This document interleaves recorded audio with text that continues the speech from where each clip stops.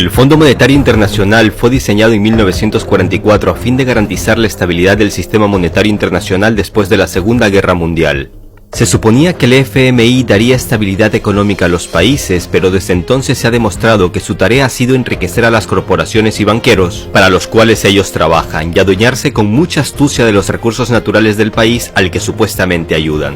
A finales de la década de 1980, un país europeo logró pagar su multimillonaria deuda al FMI y a otros prestamistas occidentales. Como resultado, su líder fue juzgado en dudosas condiciones y fusilado junto a su esposa. Tras haber pagado todos los préstamos y haberse instaurado el salvador capitalismo, en la actualidad la deuda de esta nación supera los 100.000 millones de dólares. Y es uno de los países más pobres del bloque europeo, eso sin contar cómo las corporaciones extranjeras han estado saqueando todos sus recursos.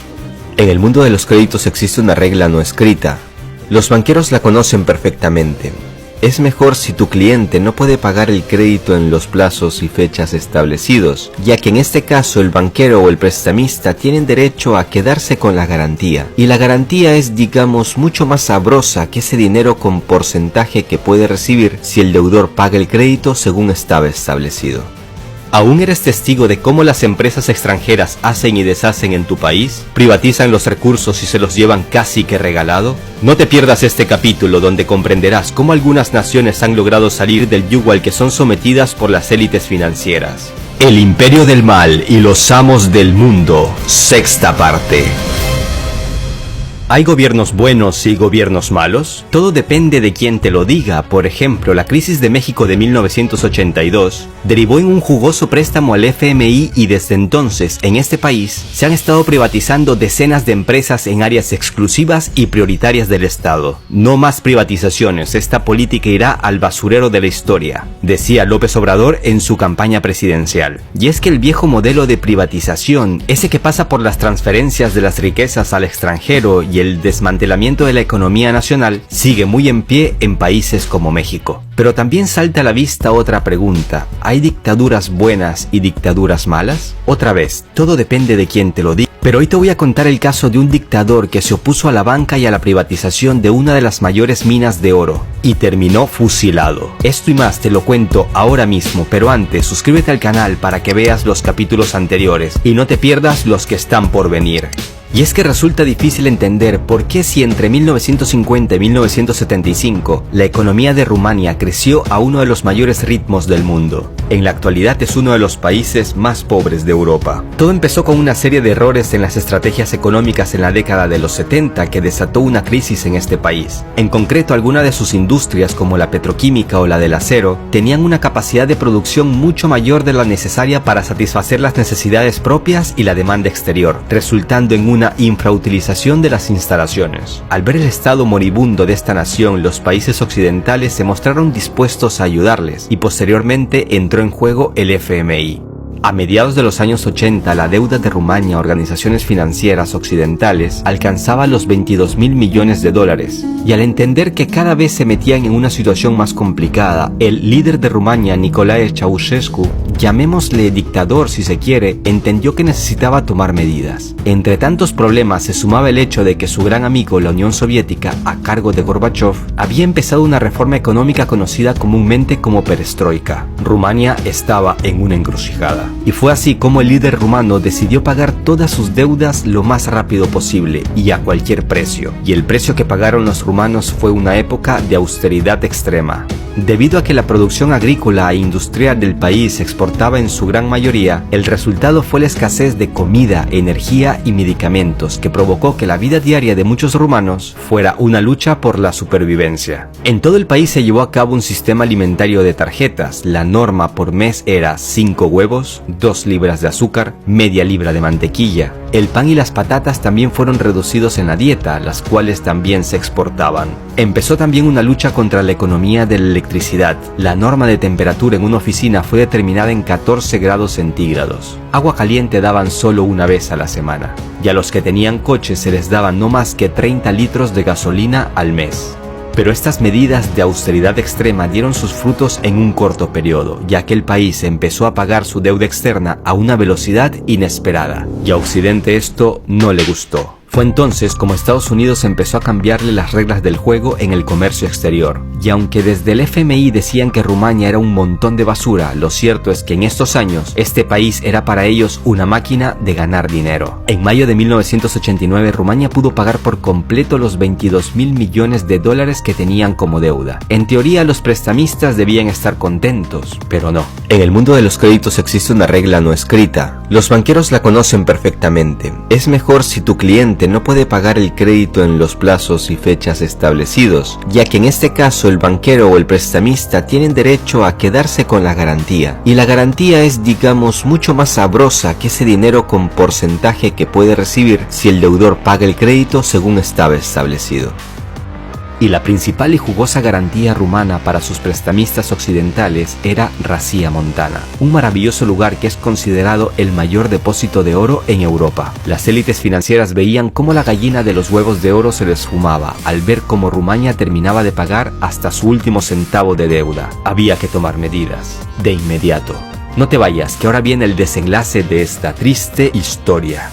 Todos los detalles de la muerte de uno de los últimos dictadores de Europa todavía permanecen en secreto. La revolución rumana se inició en diciembre de 1989 con una serie de conflictos y enfrentamientos que en tan pocos días llevaron a Ceausescu a refugiarse a las afueras de la capital junto a su esposa. Pero en el coche en el que iban de repente se acabó la gasolina y en ese momento fue detenido. Posteriormente hubo un juicio en dudosas condiciones que apenas duró 3 horas. Y aunque las acusaciones no eran tan convincentes, se le condenó a muerte junto a su esposa.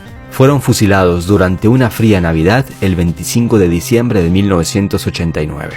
Solo te dejo un dato, fue acusado de un genocidio de 60.000 personas, pero lo cierto es que esta cifra se había exagerado hasta 600 veces por motivos propagandísticos. La gran diferencia entre 100 muertos y 60.000 es evidente. Pinochet, por ejemplo, con 40.000 muertes comprobadas, disfrutó a sus anchas y murió bajo arresto domiciliario y con más de 300 cargos penales pendientes. Para mí es evidente la causa del asesinato de Ceausescu. No tenía nada que ver con algún tipo de ideología o por su política. Se trató de una sentencia de muerte por su iniciativa de salirse del camino de esta bancocracia mundial.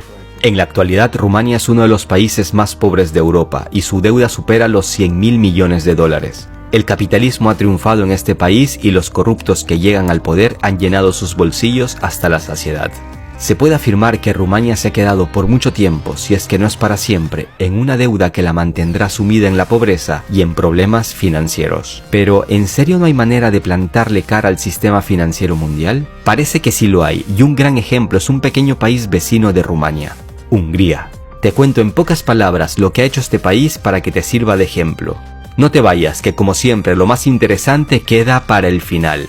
Hungría en el 2008 entró en una crisis de la que no veía otra salida más que endeudarse con el FMI y recibió un enorme crédito, pero claro, con una serie de condiciones que no beneficiaban directamente a su pueblo. 2 años más tarde la economía del país prácticamente estaba en manos de corporaciones extranjeras. El 60-70% del PIB era producido por empresas que estaban regidas por capital extranjero, en su totalidad o casi por completo. El 80% del sector bancario de Hungría pertenecía al capital extranjero. Y si hasta hace poco Hungría era un país agrario, tras la crisis empezó a depender de la importación de productos alimenticios. Pero esto empezó a cambiar cuando Viktor Orbán llegó al poder. Una de las primeras medidas fue quitarle autonomía al Banco Central, algo que no agradó mucho a la élite financiera mundial. Hungría rechazó tomar nuevos créditos y empezó a orientarse en los recursos nacionales para levantar al país. Y entonces entendió que su país puede zafarse de los fuertes abrazos occidentales a los que estaba sometido si miraba hacia otro lado, hacia Rusia. Desde que este hombre llegó al poder ha exhibido su amistad con Putin mientras recibe críticas desde el seno de la Unión Europea. Pero las críticas es lo que menos importa si sabes que vas por el buen camino. En 2013 Hungría hace lo inesperado, cierra la oficina del FMI en Budapest. Teniendo en cuenta que el acuerdo financiero con el FMI está a punto de ser completado, hemos llegado a la conclusión de que no es necesario mantener la oficina de representación residente del fondo en Budapest, señalaba el director del Banco Central de Hungría. En marzo de 2016, Hungría pagó toda su deuda y empezaron a celebrar lo que llamaron una independencia financiera. Pero si ha pagado sus deudas y el país se recupera económicamente, ¿por qué ha recibido críticas desde Estados Unidos o desde la Comisión Europea? Pues todo parece demostrar que estos líderes están de parte de la banca y solo buscan mantener ese status quo en el mundo. Pero ahora vayámonos un poco más cerca, terminemos este video con algo más familiar. Hablemos de Argentina, una nación que acaba de endeudarse hasta la coronilla con el FMI, pese a su triste pasado de deudas con este organismo. Basta con pronunciar estas siglas en el centro de Buenos Aires para poner más que nerviosos a los que sufrieron las medidas impuestas por el fondo en el pasado. Te dejo un cortísimo fragmento que he tomado de un reportaje de la cadena RT. Estamos hablando de un Fondo Monetario Internacional muy distinto al que conocimos hace 20 años. El fondo ha aprendido de las lecciones del pasado, así como todos lo hemos hecho, y es un fondo muy distinto. ¿Realmente el FMI cambió? Bueno, era un banco y sigue siendo un banco. Y su objetivo sigue siendo el mismo, dar dinero a cambio de recibir más dinero. Entonces, ¿tiene motivos Argentina para preocuparse? Las 5 veces que el FMI acudió al rescate de Argentina desde los años 50, las recetas del organismo fracasaron y el destino del dinero prestado fue por lo menos incierto. En el año 58, el acuerdo con el FMI desembocó en una fuerte devaluación y caída del PIB. En los 70, el régimen militar recibió otro préstamo que se tradujo en hiperinflación desbocada. Y en 2001, durante una fuerte crisis económica, Argentina volvió a acudir al fondo. ¿Recuerdan cómo acabó? Los argentinos seguro que sí. Más crisis, más inflación, más pobreza, más descontento social y el tristemente famoso corralito. Tal vez es que las recetas del FMI no funcionaron en Argentina por culpa de los gobiernos que las aplicaron, pero en el resto del mundo, con otros gobiernos, sí funcionan. Podría ser, pero no parece, porque la lista de países donde las recetas del FMI fracasaron es larga, muy larga. Y no lo digo yo, lo reconoce el propio FMI. Por ejemplo, en uno de sus recientes informes califican de fracaso sus propias recetas aplicadas en Grecia. Recientemente felicitaron a Portugal por aplicar medidas económicas diferentes a las que ellos les habían propuesto y en el colmo de los colmos, en un artículo de 2016, 4 funcionarios del FMI afirmaron que las políticas neoliberales son ineficaces y aumentan la desigualdad. Algo así como si el Vaticano publicara una encíclica dudando de la existencia de Dios. Entonces, ¿por qué temer al mismo organismo que te sumió en una grave crisis cada vez que acudió a rescatarte? ¿Por qué temer a una entidad con un historial de fracasos en todo el planeta? ¿Por qué temer a quien ya no cree en sus propias recetas? Total, que siempre funcionará mal y que funcionará mal en todas partes no implica que ahora vaya a ocurrir lo mismo, ¿no? En el siguiente capítulo hablaremos de oro, de mucho oro, pero también de engaño, de mucho engaño, estafa y corrupción.